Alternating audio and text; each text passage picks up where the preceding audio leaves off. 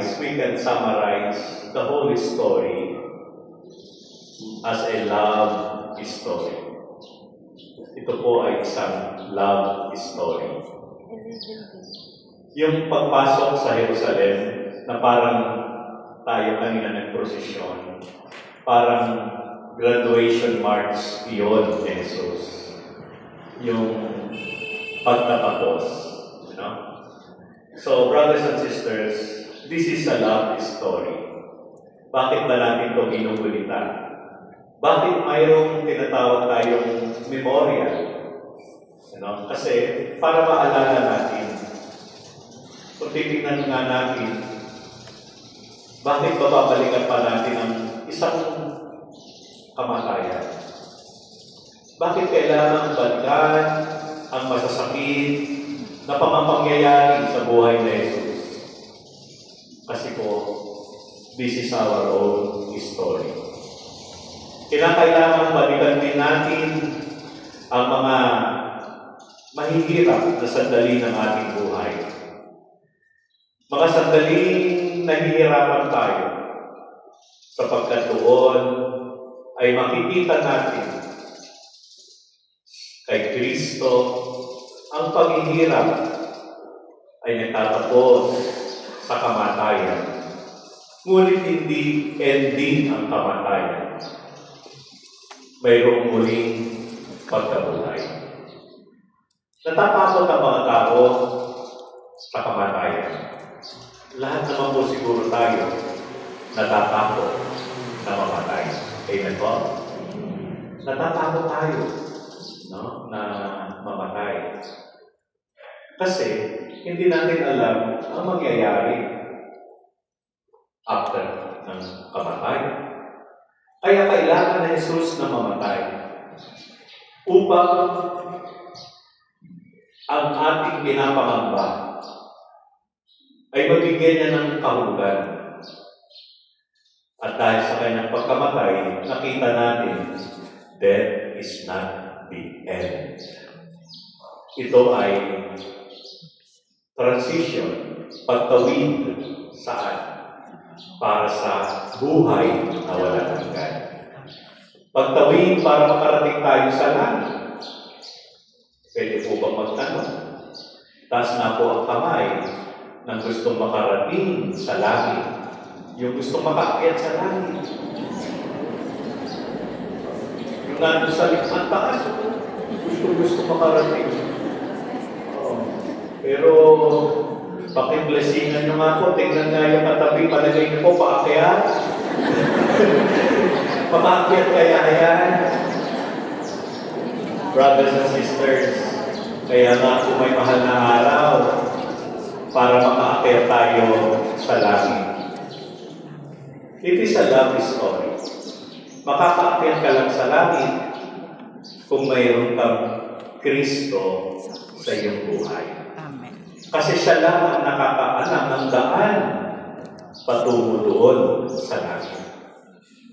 Kung gusto mo makarating sa langit, kapatid, kinakailangan mo, meron kang mag-aakay sa iyo. At walang iba kung hindi si Jesus. Sa kabila ng lahat na nangyari sa buhay natin, sumasalamit po doon. Alam nyo yung isang nasa tabi ni Jesus na nakapako din sa krus. Isa siyang nagkasala. He deserved to die. He deserved death sentence. Nabuhay siya ng hindi maayos. At yun na nga, pinatulan din siya ng kamatayan katulad ng hatol kay Jesus. Pero nandun sa Jesus para siya ay iligtas. Lord, sabi niya, Jesus, alalahanin mo ako kapag ikaw na nasa kaharian. Remember me when you are in the far kingdom. At ang sabi ni Jesus, ngayon din isasama kita sa paraiso. Anong ibig sabihin mo? Ngayon din sa pagkamatay ko, aakuin ko ang kamatayan mo para ikaw ay makapasok sa kaharian ng langit. No? Isasama kita sa paradiso. Amen po? Amen. So, brothers and sisters, habang tayo nandito sa mundo, tayo ay inaakay ni Kristo. Di ba? Tayo ay tinuturuan niya, no? Na tayo ay sumunod, sundin si Kristo. Amen po? Kaya, matuto tayo sumunod. Di ba? Sundin natin ang tinuturo, ang aral, ang pananampalataya dulot sa atin ni Kristo. No? Ating sundin ang Diyos. Amen? Amen.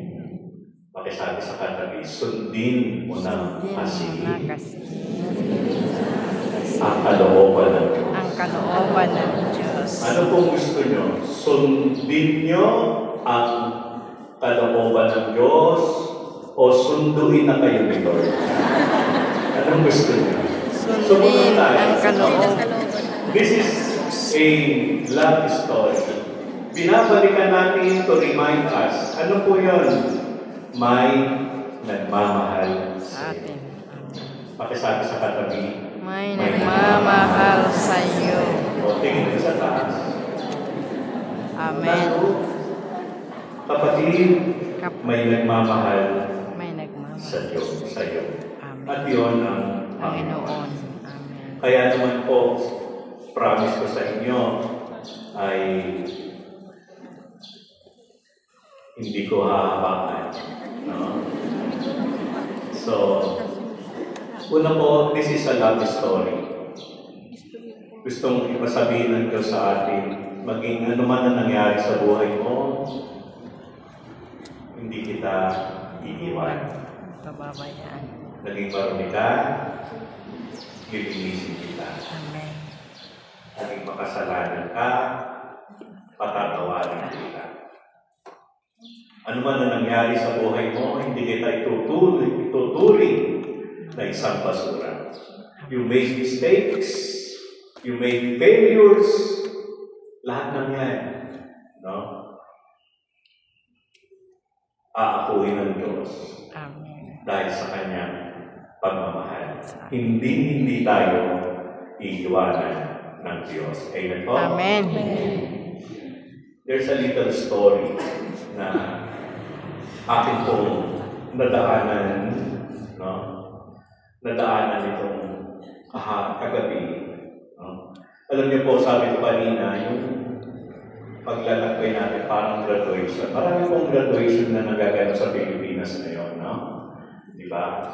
Nakakatawa na ako pag graduation, kung minsan, mas maganda pa yung ayos ni mama kaysa sa anak niya. Mas nakapostura pa. Di ba? So, siyempre naman, proud kayo pagka-graduate yung anak nyo. Amen po ba? Pero marami pa akong napansin na sa Pilipinas ako, na-invitahan po ako, mayroong mga baccalaureate mass, no? May misa, pasasalamat sa Diyos. Pag kumakamay po ako, may mga Catholic school po kami, kumakamay sa mga bata, malambot ang kamay ng bata. Pag kinawain mo yung nanay, parang papailihan. Makakapal, no? Pero, hindi naman natutuwa po ako kasi kumapal na yung kamay noon dahil sa pagmamahal sa kanilang anak. Amen. Pakihawakan niyo pa yung kamay niyo. Kumusta? Kapal na. Makapal na yan. Makapal na rin ang mga dollar na tumakya. Isa pa sa kapansin-pansin, nakikita ko po, yung mga anak na gagraduate, nakabago ng sapatos. Ano? Si nanay, nakabago rin, bagong tikit. Hindi makabili, basta sila. Amen. inahaman. Amen po ba? Amen. And then, minsan po, bago mag-graduation, meron isang nanay ang pumunta doon sa opisina. Alam niyo po, galing siya sa palengke kasi kitang-kita mo naman. Meron pa siya yung nakalagay dito, tapos yung merong ano dito, ano ba tawag doon, parang apron, pero may lalagay ng pera doon. At sabi niya, nakita niya si Father, Father, nagpapasalamat po ako. O bakit? Kasi po, kagraduate na yung anak ko. At noon po, uso pa yung 5 pesos na papel, no? At inuha niya yung 5 pesos, ng 10 tigpapay. At sabi niya, Father, magpapamisa po ako, pasalamat, thanksgiving. Sabi ng pari, sige po, ano po pa pangalan ng anak niyo? Sasama ko po sa intention. At sabi ko niya na pong kuhanin. Sabi niya na pong kuhanin. Sa pari, sabi niya, sige na po, sa inyo na po yan. Ay, di Father. No? Patagal po itong inikon, halos 10 linggo. No? Na nag-iipon siya ng pay. At nung sinabi ng nanay na inipon na yun para sa pagpapasalamat, napakahalaga nun sa kanya. Kaya sabi ng pare, sige po, tatanggapin ko. Sige po, congratulations po. At tumalikod na yung nanay. Sa kanyang pagtalikod, kapansin ng pare, manipis na yung kanyang kinelas. Mga konting lakad na lang, mapipigtas. So, tinawag siya. Nay, hindi nga po kayo sandali. O bakit po, Father? Kinuha ng pari yung kanyang wallet, binigay siya ng 100. So, ito po, bili po kayo ng kinelas. Napansin ko po yung kinelas niyo, manipis na. Sige po, salamat po, Father.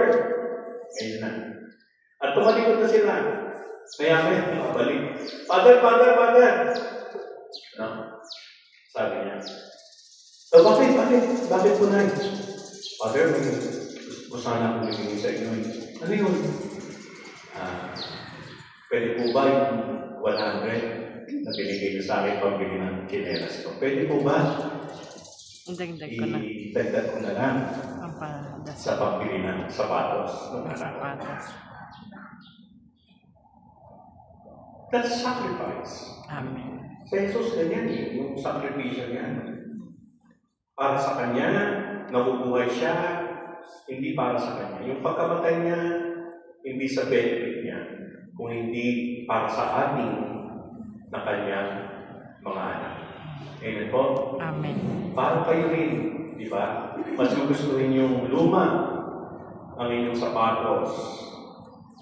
Anything that you have, you will give it to your children. Amen po ba?